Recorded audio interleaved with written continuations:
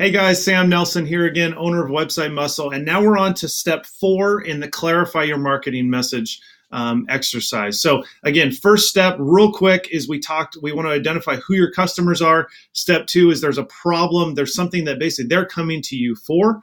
Step 3 is we want to identify why they should trust to basically work with you. And now we're on to step 4, which is what we want to do first is kind of take a break. We've first just been talking about, again, the customer, the problem, your company. Now we want to really think like marketers. So we want to kind of take a step back and say, if we can narrow down your process to 3 or 4 compelling steps, and I would say concise and compelling steps, what would those be?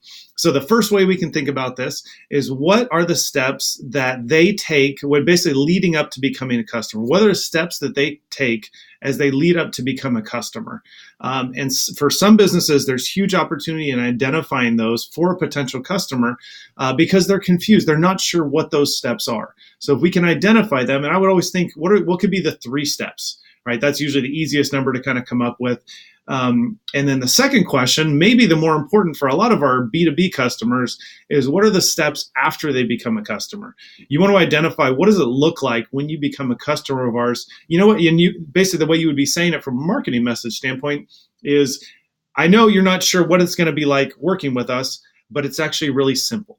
It's really simple. Once you become a customer, we're going to do X, Y, and Z. And that's what a relationship looks like with us.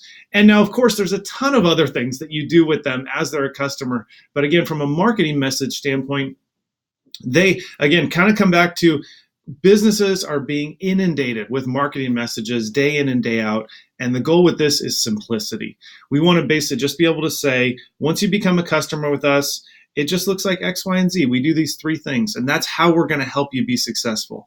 And now the next part of this is, if you go with either of those, kind of the pre-purchase plan or a post-purchase plan, we want to make sure that alleviates that kind of talks about either where they're going, what their business goals and objectives were in step 1, or kind of their frustrations in step 2. So if you wrote down, you know that your customer has a frustration, and then part of your plan with them is to alleviate that frustration, that's a win. That's what a successful marketing message would have in it. So again, we want to identify 3 main things, 3 main steps as somebody either first starts to work with you before they sign up, or what does a relationship look like when they work with you kind of long term.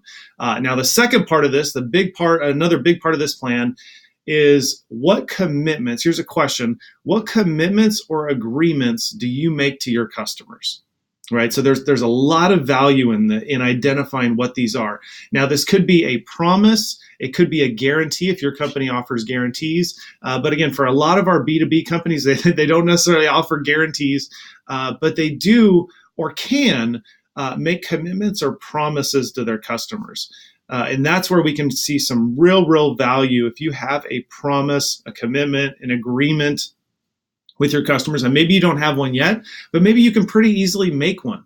If you said, well, there's these 3 frustrations kind of industry-wide in our space, and so our company comes along and promises, commits to doing these things for our customers, customers are going to want to hear that, right? If they know that those are frustrations industry-wide, probably they've had those frustrations with other companies. Now your company comes along and says, we're going to commit to solving that for you. And that's what our company stands on, right? That there's a lot of value there. So again, pre-purchase plan, post-purchase plan, what commitments do you make to your customers? And just an example from our company, we have a code of conduct, right? We have 6 things that we stand on as a company. If you want to see the code of conduct, go to our website at websitemuscle.com, scroll down to the bottom, you'll see our code of conduct. It's 6 things that we believe are kind of industry-wide in the website design industry, are frustrations that customers have all the time.